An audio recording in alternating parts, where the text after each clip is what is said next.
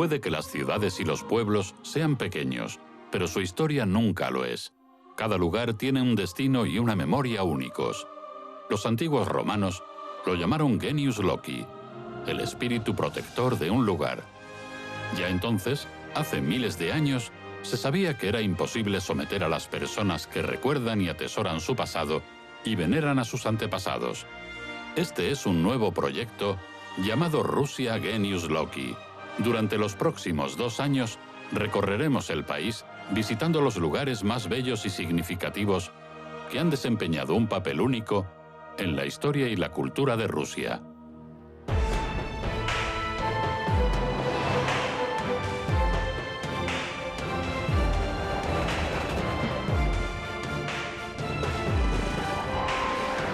Rusia, Genius Loci, el Anillo de Oro, parte 1. Hoy emprenderemos un viaje por la ruta turística más popular de nuestro país, tanto entre rusos como entre extranjeros y en cualquier época del año. Las razones de esta popularidad son varias. Está cerca de la capital, no es caro, es muy bonito y muy interesante. Se puede ir allí en días festivos, en días laborables, en invierno, en verano, con amigos, con niños. Sea como sea, es imposible no acertar.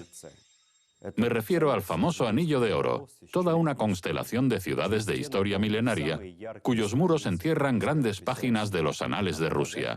Me ayudará, como siempre, la viajera Yekaterina Fedotova.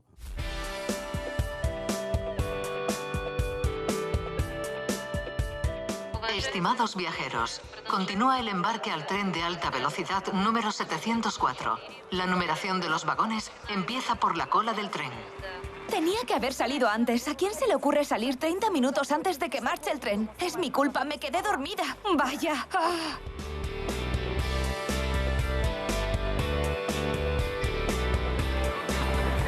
Oh, es el mío.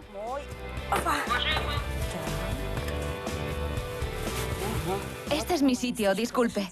Gracias. Bueno, allá vamos. Qué ganas de verlo todo. Los frescos de Andrei Rublev, si en internet parecen increíbles, en vivo supongo que más todavía. Y la iglesia de la intercesión del río Nerl, de una belleza indescriptible. ¿Cuántas fotos podré sacar allí? Y después un traguito de la famosa medobuja de Suzdal y directos a la Bastilla. No es broma. La Bastilla de Suzdal hay que verla sí o sí. Y de postre una visita a Snegurovska, la verdadera. Se me pone la piel de gallina solo de pensarlo. La primera ciudad será Vladimir, y tengo una sensación muy curiosa, como si me fuese al pasado. Quiero decir, de la capital actual a la capital antigua.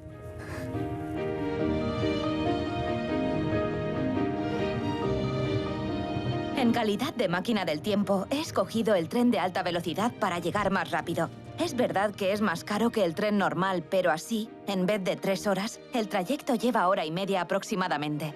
De la estación de Kursky salen varios cercanías al día a Vladimir. El bus tampoco es mala opción, así como el coche, pero esto si no tienes prisa. De lo contrario, puedes acabar en un atasco y tardar, en vez de 3 horas, 6. A la milenaria Vladimir se le llama las puertas al Anillo de Oro. La primera impresión es muy agradable. Una ciudad limpia y bien cuidada. Muchos monumentos están minuciosamente restaurados o están en proceso de restauración. Hay muchos turistas aquí. Los moscovitas vienen los fines de semana y también llegan muchos buses con extranjeros.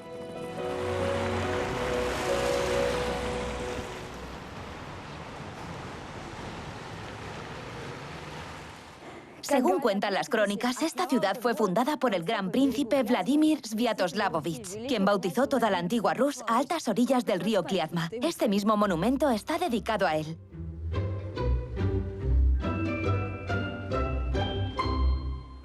Pues bien, lo fundó y lo llamó en honor a sí mismo, Vladimir del Kliazma. Después, en el año 1108, fue otro príncipe, Vladimir Monómaco, el que fortificó la ciudad y la convirtió en toda una fortaleza, potente y segura. Aún ahora, los historiadores debaten el año que debe ser considerado como la fecha de creación de Vladimir, 990 o 1108. Hoy en día se suele considerar que es el 990.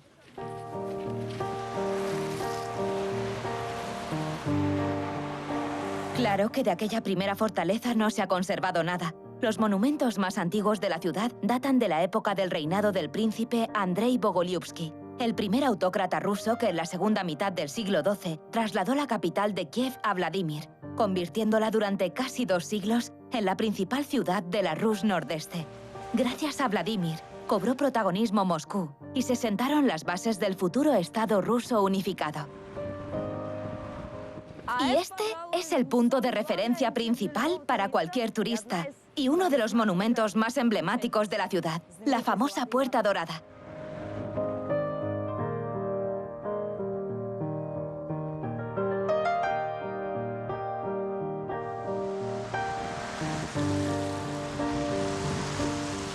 Se erigió en el 1164 y desde el principio sus muros, a los cuales me voy a tener que agarrar porque el suelo resbala mucho, fueron cubiertos de láminas de cobre bañadas en oro, que resplandecían mucho con el sol. De ahí su nombre, Puerta Dorada. Era la entrada a la parte más rica de la ciudad, donde vivían los príncipes y boyardos. Aquí recibían a embajadores extranjeros y a distinguidos visitantes, despedían a las tropas que partían a defender la patria y celebraban la solemne entrada de Alejandro Nevsky y luego la de Dmitri Donskoy para reinar en el Gran Principado. Sin embargo, la función principal de la puerta era la de defensa. Es más, hoy en día es la única muestra de arquitectura bélica del siglo XII en Rusia. Imagínense cuántas cosas presenciaron estos muros en 850 años. ¿Y esto qué es? Una puerta. Por lo visto se puede visitar por dentro. Vaya con la escalerita. Menudo ejercicio. Y encima con la ropa de invierno. No. ¿Otra?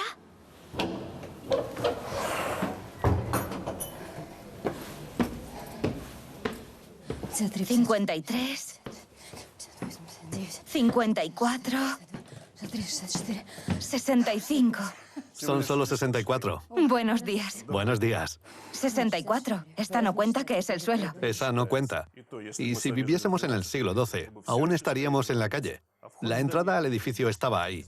Aquí estaba la barbacana, donde los defensores protegían los accesos a la Puerta Dorada.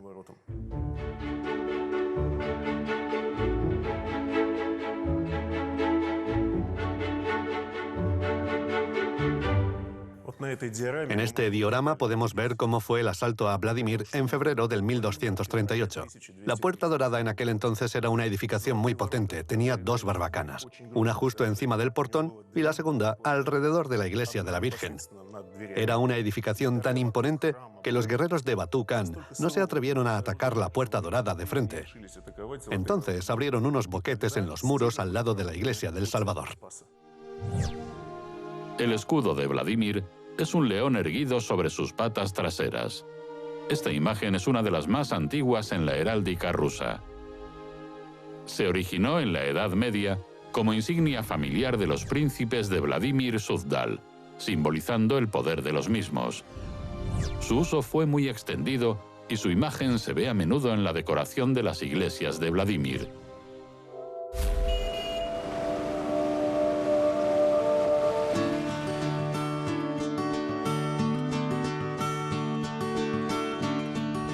En Vladimir hay varias decenas de monumentos ortodoxos, pero si no se dispone de mucho tiempo para ver la ciudad, se puede limitar a 2 templos.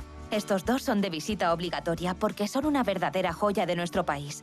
El primero es la Catedral de la Dormición de la Teotokos, que entre los siglos XII y XIV, antes del auge de Moscú, fue el templo principal de la Rus nordeste. Se construyó gracias al príncipe Andrei Bogolyubsky, al igual que la Puerta Dorada. Por cierto, en el Museo de la Puerta Dorada se ofrecieron muy amablemente a acompañarme a la catedral. Es un templo dentro de un templo. ¿Cómo? Para entenderlo hay que entrar. Vamos, entonces. Adelante. ¿Se celebran liturgias? Sí.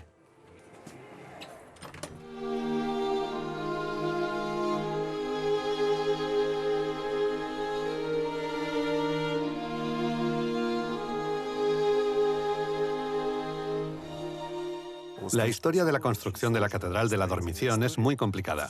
Por ejemplo, el muro a nuestra izquierda es de mediados del siglo XII y a nuestra derecha de finales del mismo siglo. ¿Quiere decir que este es un templo y este otro? Eso es. El templo que se construyó con Andrei Bogolyubsky a mediados del siglo XII era algo más pequeño. Se dañó mucho por un incendio a finales del siglo XII. Y para salvarlo, para reforzar los antiguos muros, se levantaron unos muros exteriores.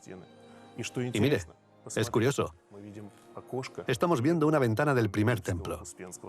En la Catedral de Dormición se pueden ver pinturas de épocas diferentes. Ya me he dado cuenta, los frescos son diferentes entre sí. Los hay de mediados del siglo XII, del siglo XIII, pero los más valiosos son los del principio del siglo XV, la autoría de los cuales se atribuye a Daniel Chorny y Andrei Rublev. Son estos, los legendarios. Sí, es la composición mundialmente famosa del juicio final. No me lo creo. El mismo Rublev. Normalmente los frescos del juicio final representan el terrible calvario de los pecadores en el infierno. En la Edad Media estas imágenes debían infundir miedo ante la ira de Dios. Pero el juicio final de Rublev es muy diferente.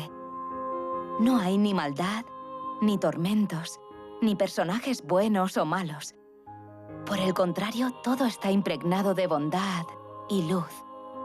Así son los frescos de Rublev, llenos de verdadera gracia divina.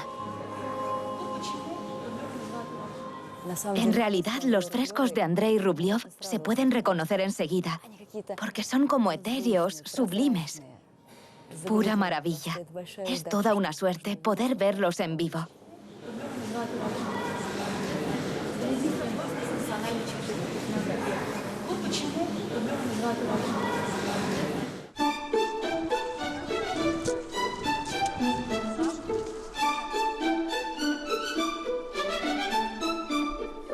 Cerca de la Catedral de la Dormición se encuentra la segunda iglesia más famosa de la ciudad, la Catedral de San Demetrio.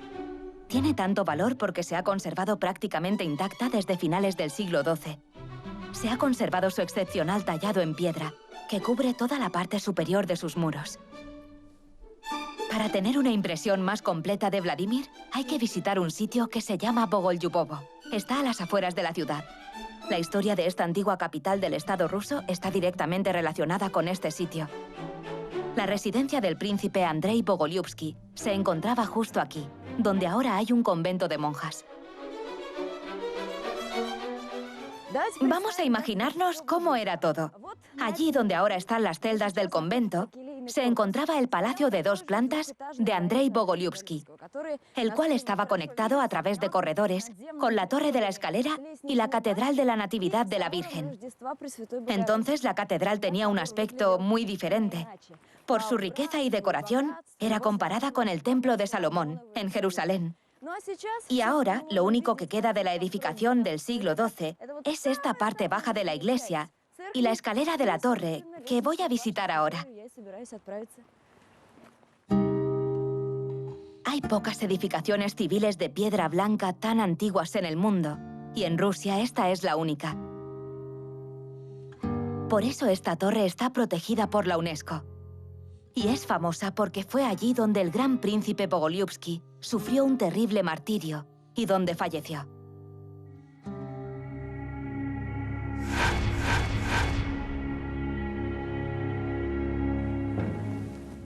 Ocurrió en la madrugada del 29 de junio de 1774.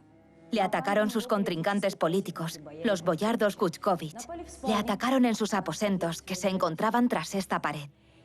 Y de sus aposentos, malherido, queriendo esconderse de sus enemigos, Andrei Bogolyubsky se arrastró hasta aquí, a esta torre, y fue bajando con sus últimas fuerzas mientras se agarraba a un pilar, dejando un rastro de sangre. Le encontraron gracias a este rastro. Le encontraron y acabaron con él, en este mismo hueco. Por cierto, la esposa de Andrei Bogolyubsky participó tanto en la conspiración como en el asesinato. ¡Qué cosas! Su propia esposa.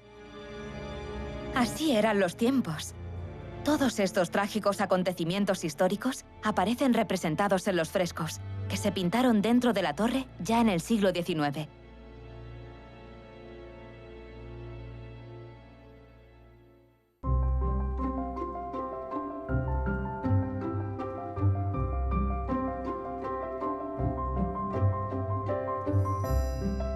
Por cierto, desde los muros del monasterio, donde una vez estuvo la residencia del príncipe, se abre una vista maravillosa a la solitaria iglesia que todos conocemos tan bien. Es la mundialmente famosa iglesia de la intercesión del río Nerl, que soñaba con visitar y de la que hablé en el tren.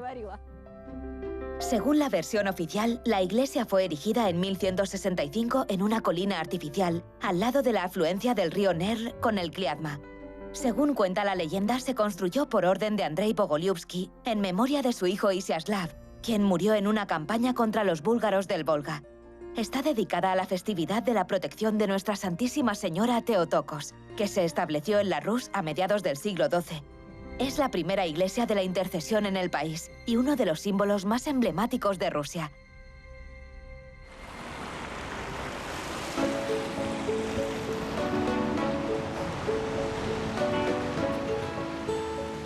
En Vladimir y sus alrededores hay muchas cosas que visitar.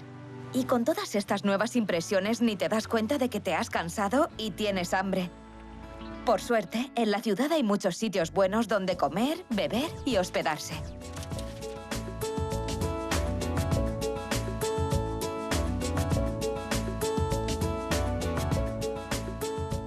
Aquí es donde me voy a quedar. Es un hotel parque. Tiene muchas casitas y todas son muy monas. También hay un restaurante que tiene buenas valoraciones. Y teniendo en cuenta que estamos a orillas del río Kliasma, tiene que haber pescado autóctono. Tengo muchas ganas de probarlo.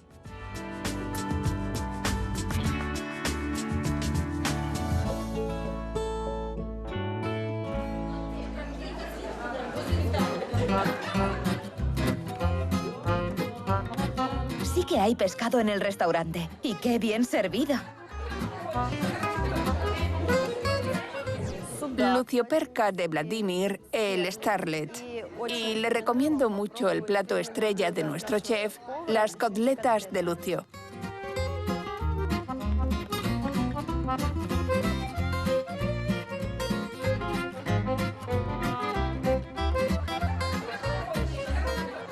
Por su aspecto me recuerdan a los golubtsi. Están riquísimas. Las cotletas de Lucio me salen a 520 rublos y el morsa a 60. En total 580 rublos.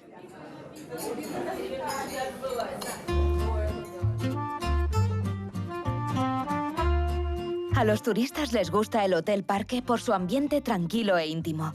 La iglesia está cerca. Supongo que por las mañanas se oyen las campanas. ¡Qué maravilla!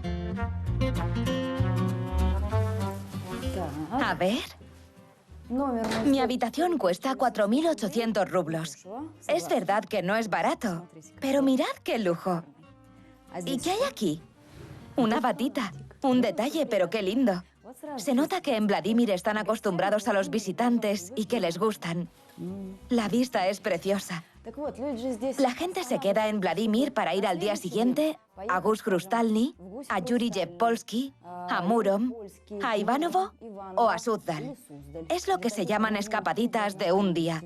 Y mañana a mí también me toca ir a uno de esos sitios. De una capital a otra. A 30 kilómetros de Vladimir se encuentra la ciudad de Suzdal. Se menciona por primera vez en el 1024 y alcanzó su esplendor en el siglo XII bajo el mandato de Yuri Dolgoruki, fundador de Moscú, haciendo de Suzdal el centro del Principado de Rostov-Suzdal. Hoy en día el área metropolitana es de solo 10 kilómetros cuadrados, pero en cada uno de ellos se encuentran 20 monumentos históricos de media. Solo tiene 11.000 habitantes y acoge un número de turistas 60 veces mayor.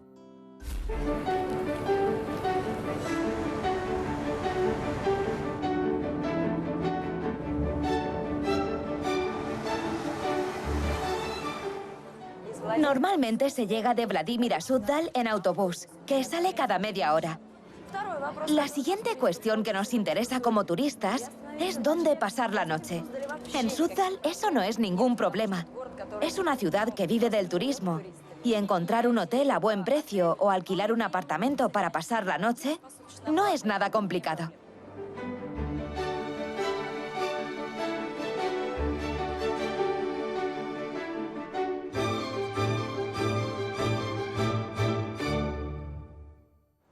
Vienen de todas partes. Medobuya es puro arte. Nos encantan las visitas. Y bebidas súper ricas preparamos sin cesar. Las pueden disfrutar. Bienvenidos, queridos visitantes. Esto es lo que yo llamo una bienvenida de verdad. Hablar con la gente y probar toda variedad de delicias, tal y como nos gusta.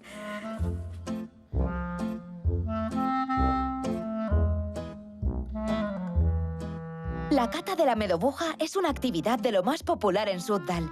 Es divertido, bien rico y barato. Sale a poco más de 200 rublos por persona. Así que siempre está repleto de gente. La medobuja sin alcohol está buenísima. Ha sido toda una revelación para mí descubrir lo bien que combina con los encurtidos.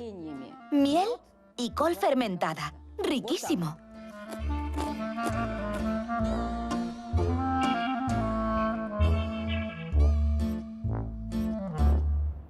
Muchas gracias. Con mucho gusto.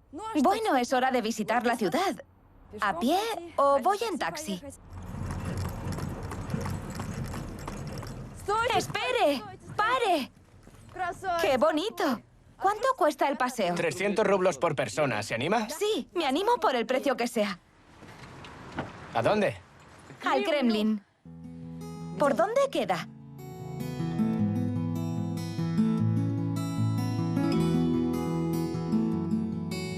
Suzdal es un lugar muy especial. Es una verdadera ciudad-museo, donde se conservó el espíritu de la antigua Rus por muchos siglos. Parece que aquí se ha parado el tiempo. De repente te transportas al pasado y no te apetece nada volver al presente. Es nuestro Kremlin de Suzdal. Bonito. ¿De qué siglo es? Estos edificios no son tan antiguos. Al principio el Kremlin era de madera. Es del siglo X. Lo único que quedó de entonces son los terraplenes de defensa. ¿Podría esperarme aquí? Solo unos minutos. Echaré un vistazo al Kremlin. Claro. Gracias.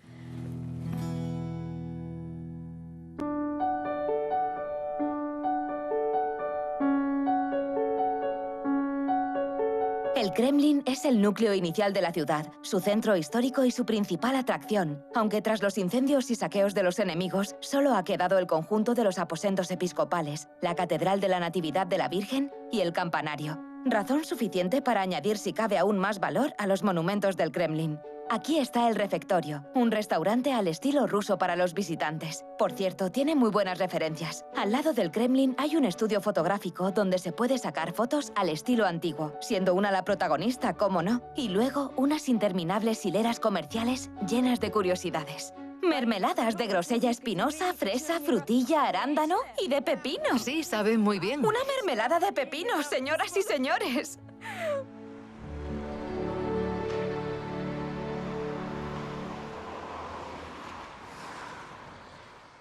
Ya estoy de vuelta. ¿Qué? ¿Seguimos? Seguimos.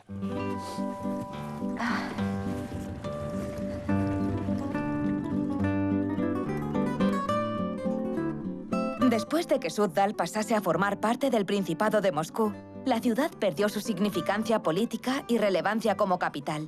Por eso no creció como Vladimir y conservó su encanto medieval. Aun con todo, Suzdal continuó siendo uno de los centros religiosos más importantes de la Rus. Hemos llegado. ¿Sí? ¿Ya? Muchas gracias. De nada. Que tenga un buen día. Gracias, hasta luego. Hasta luego. Bien. ¿Y ahora qué? ¿Entro a un convento de clausura? Bromas aparte. ¿Qué otra cosa puedo hacer en Suzdal?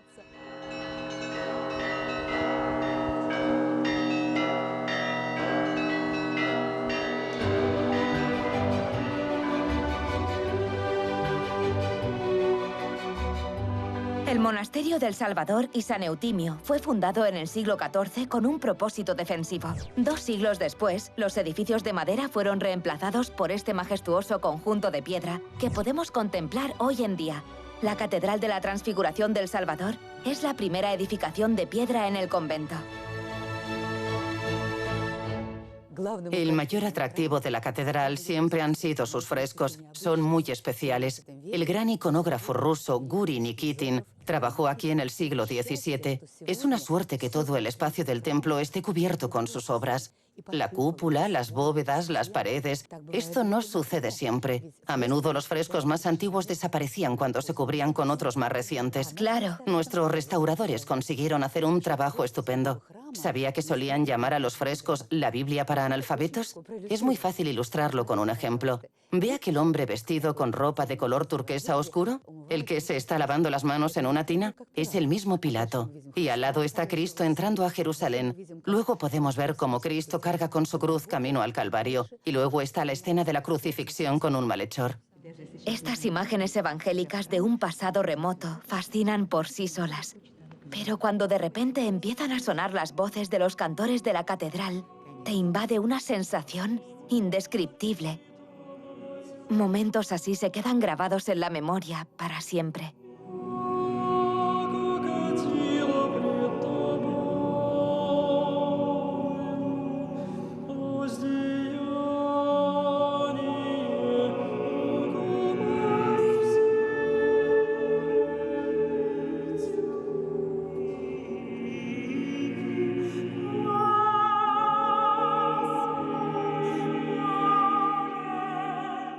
Y ya que nos encontramos fuera de los muros del monasterio del Salvador y San Eutimio, creo que sería muy interesante echar un vistazo por allí.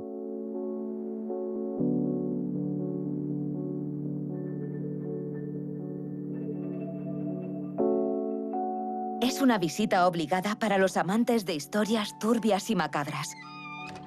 La antigua cárcel del convento, fundada en el año 767 por el edicto de Catalina la Grande. Pasados unos siglos, la empezaron a llamar la Bastilla de Súzdal. En la época de los zares traían aquí a los cortesanos caídos en desgracia, a clérigos, a adeptos de diferentes sectas y a herejes para cumplir penitencia. Uno de los reclusos más famosos fue el legendario monje clarividente Abel.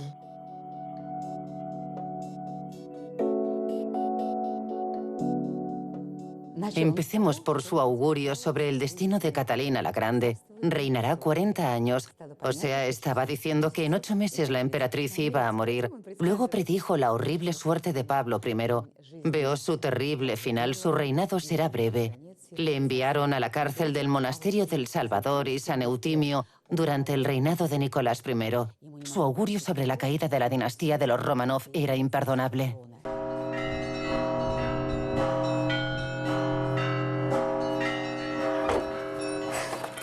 Esto es impresionante.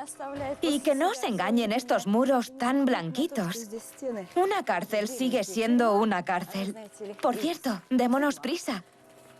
Es que este monasterio es uno de los primeros en el país en el que pudimos escuchar el sonido de las campanas antiguas, restauradas tal y como sonaban antaño. Las han traído de toda Rusia. Y hoy en día, cualquiera puede escuchar su repique cada hora.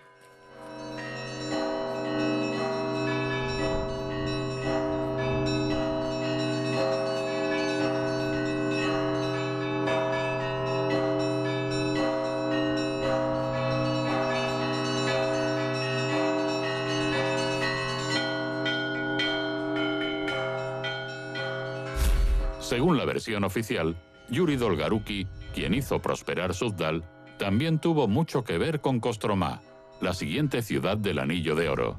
Se encuentra a 150 kilómetros al norte de Súzdal. Se considera que Kostromá fue fundada en el año 1152 precisamente por el príncipe Yuri Dolgaruki. La ciudad es famosa porque aquí fue reclamado para el trono Mijaíl Romanov y también por Iván Susanin, que dio su vida por él.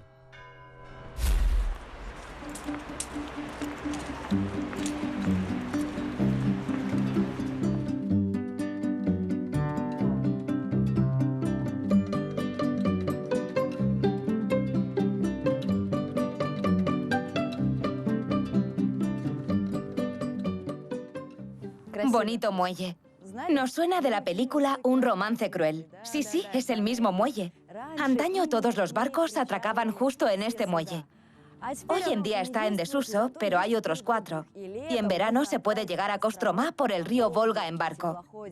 Sin embargo, en invierno, lo mejor es ir en autobús, como hice yo.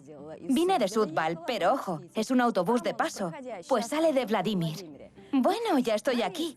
Y la primera frase que se me viene a la cabeza es la misma que se escucha en invierno de los habitantes de casi cualquier ciudad rusa. ¿Os dais cuenta de cuál es? ¿Y por qué no viene en verano? Es mucho más bonito.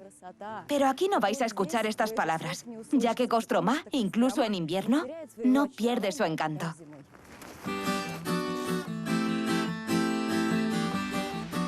Es más, hay que ver esta ciudad en invierno. El por qué lo descubriremos sobre la marcha. Lo que enseguida impresiona es su arquitectura.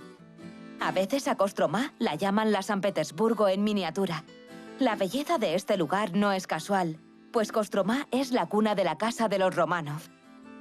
Pero sobre la dinastía imperial y su vínculo con la ciudad les hablaré un poco más tarde. Ahora hay que echar un vistazo alrededor.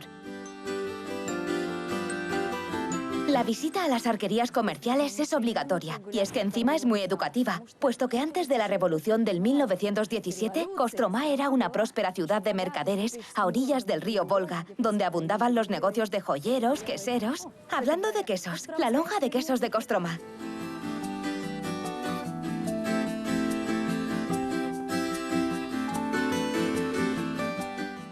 Y a decir verdad, todo tiene un aire muy auténtico.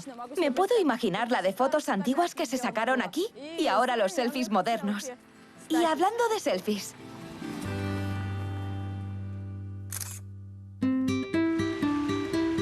Seguimos, los museos. Son muchos y para todos los gustos. Por ejemplo, el Museo de Lino y Corteza de Abedul. No en vano llaman a Kostromá la capital del lino de Rusia.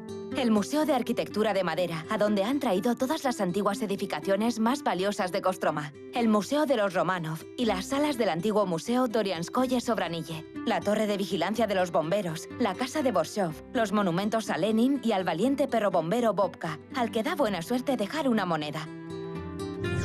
Al igual que museos, también hay muchos hoteles en Kostromá. Existe incluso el hotel Desnegurochka. Y no es sorprendente, la ciudad es considerada su tierra natal y existe todo un culto en torno a su figura. También está el Terem, su casita, y se puede visitar. ¡Snegurochka! Pero yo ya he programado una visita oficial a su residencia. Suena que impone.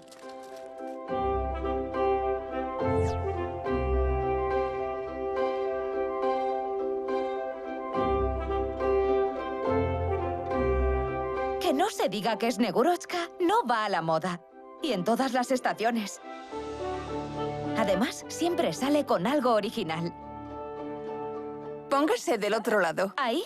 ¿Y ahora? Ahora tenemos que alinear nuestras caras para que salga una conjunta. Este es el rostro de nuestra amistad. ¡Qué gracia! Llevo una corona. Espere, no se vaya, que quiero verme. Aquí, en el Cuarto de las Maravillas, cualquiera puede sentirse una verdadera princesa. Y para eso tengo muchos kokoshnik. ¿Me los puedo probar? Claro. Me encantan. Resulta que Snegurochka es una chica sencilla y simpática. No se olvida de visitar a su abuelo, Ded Moroz. Celebra su cumpleaños en primavera con los niños y hasta le da tiempo de ofrecer té a sus visitas. ¿Pero Snegurochka bebe té caliente? Mi corazón está también caliente, por eso no le temo ni al verano ni al sol. ¿Y cuáles son sus sueños? Lo más importante para mí es que los niños de ahora se acuerden de los buenos cuentos de hadas. Y también me alegra mucho cuando los adultos vienen a visitarme y se acuerdan de su infancia. Que se acuerden de los cuentos y que sigan creyendo en la magia. Es usted una buena chica, Snegurochka.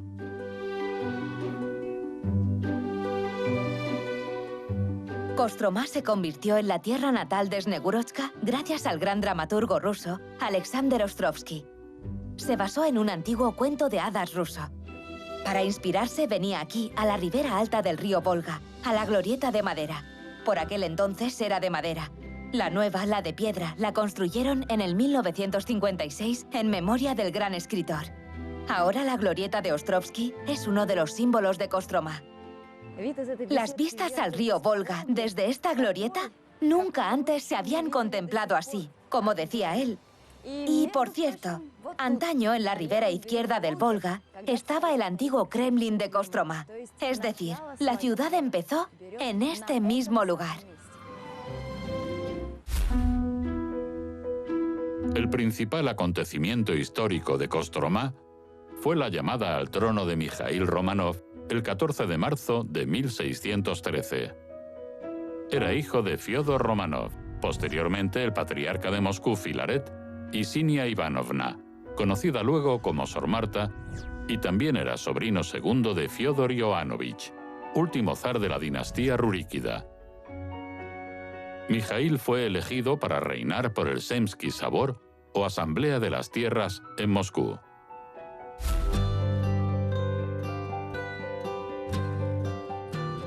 Todos los escolares rusos saben que la hazaña de Susanin salvó de una posible muerte a Mijaíl Fyodorovich, primer zar de la casa Románov. Pero vayamos por orden. Era invierno de 1613. El joven Románov y su madre, que hasta entonces vivían en el pueblo de Domnino, llegaron aquí, al monasterio de Ipatiev, fundado en el siglo XIII por los ancestros de Boris Godunov. Y es justo aquí donde se enteran de que el joven fue llamado al trono por el Zemsky Sabor. Entonces, en marzo del año 1613, aquí coincidieron dos procesiones. La gran delegación de Moscú iba cruzando el río Volga por allá lejos. Los clérigos de Kostromá, junto con los vecinos de la ciudad, vinieron cruzando otro río, el Kostromá, portando el icono de Nuestra Señora de Teodoro.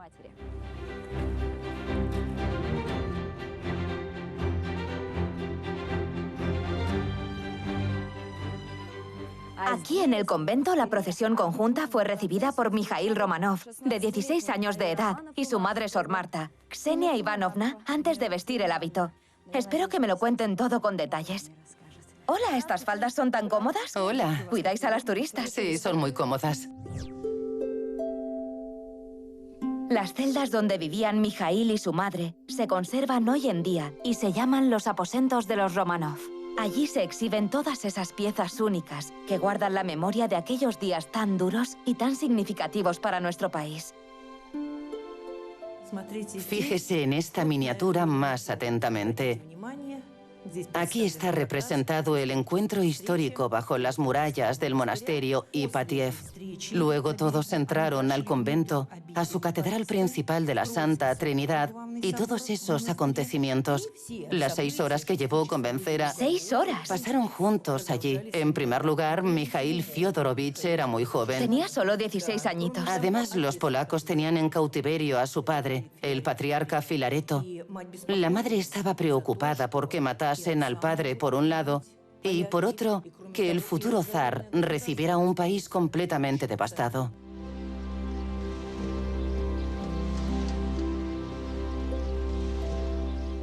¿Y cómo acabaron los Románov en este monasterio? Era gente rica, ¿no? Vivirían en su vótsina, en sus tierras. Sí, eran unos boyardos.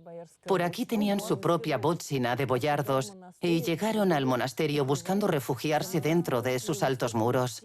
Era un lugar seguro. Sí, fue por seguridad.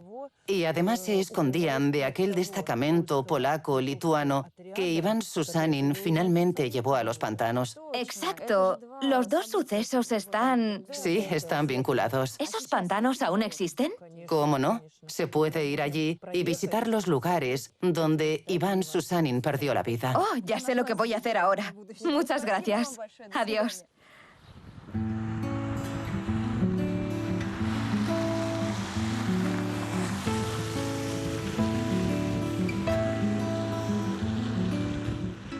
Ya que el sendero de Susanin es una ruta turística, es más fácil y mucho más cómodo ir en un autobús turístico. De lo contrario, tendrá que ir primero en transporte público hasta el pueblo de Susanino y luego llegar al lugar en taxi. Y eso, al final, llevará mucho más tiempo.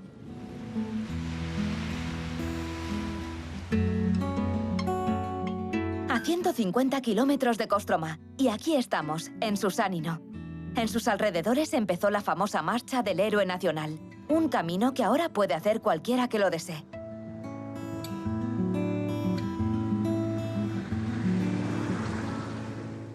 Ah, llegaron los moscovitas.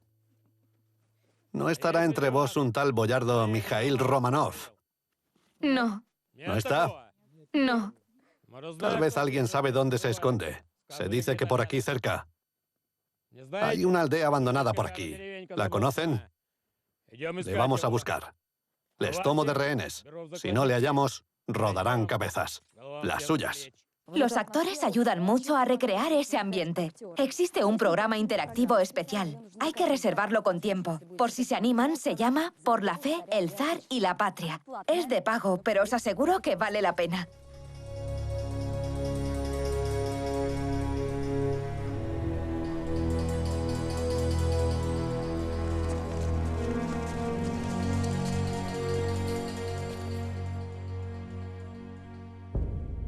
Oye, tú, ven aquí.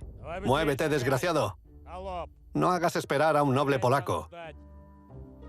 ¿Cómo te llamas? Iván Susanin. ¿No estarás tú al servicio de los boyardos Romanov? Así es, señor. ¿Nos llevarías a mi ejército y a mí con él? Te lo agradeceremos con oro. Si no, perderás tu cabeza. Si es lo que el señor desea.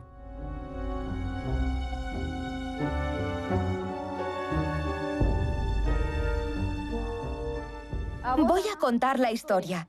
El Zemsky Sabor en Moscú designa al trono a Mikhail Romanov, de 16 años de edad. Están en guerra con los polacos, quienes todavía aspiran al trono ruso. Para acabar con Mikhail y así impedirle hacerse con la corona, los polacos envían aquí a un destacamento militar encabezado por el señor Lisowski.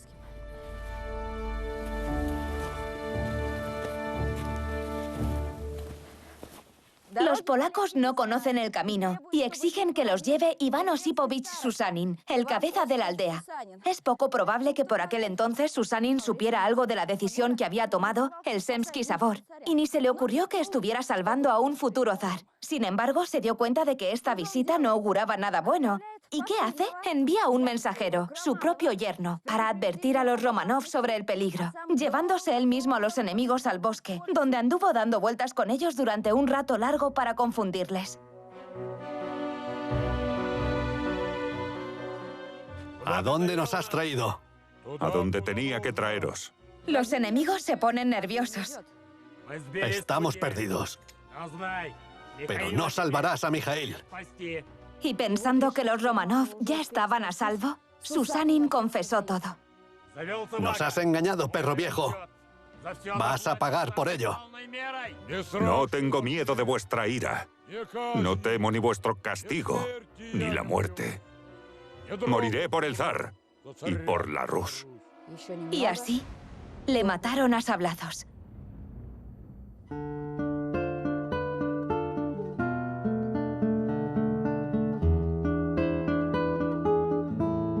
Posteriormente, la hazaña de Iván Susanin fue emulada por 58 personas, y él pasó a ser un ejemplo para muchas generaciones.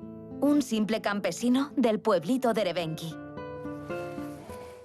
¿Se acuerdan de que comenté que a Kostromá hay que venir en invierno o justo a principios de primavera? Ahora entienden el porqué, y no es solo por Snegurochka.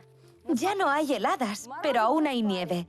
El hielo de los ríos todavía es sólido y se puede ir paseando hasta el monasterio de Ipatiev, tal y como hicieron las delegaciones en el 1613. O también andar por la nieve, como hizo Susanin con los polacos, y sentir el espíritu de aquellos lejanos acontecimientos que una vez tuvieron lugar aquí.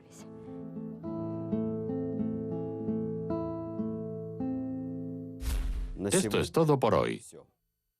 Nos quedamos aquí para retomar el viaje por nuestro anillo de oro en el siguiente episodio. Pero antes veamos por qué es de oro. Para empezar, desde hace décadas esta ruta lleva trayendo beneficios económicos a nuestro país. A los funcionarios soviéticos ya se les ocurrió la idea de enseñar las antiguas ciudades rusas a turistas extranjeros y así ganar divisas. Pero las ciudades del Anillo de Oro tienen una dimensión espiritual especial. No solo son lugares sagrados para creyentes, también para todos los demás, pues precisamente en estas tierras, ya hace más de 5 siglos, empezó la consolidación de nuestro enorme país. Nos vemos en el próximo programa. Hasta pronto.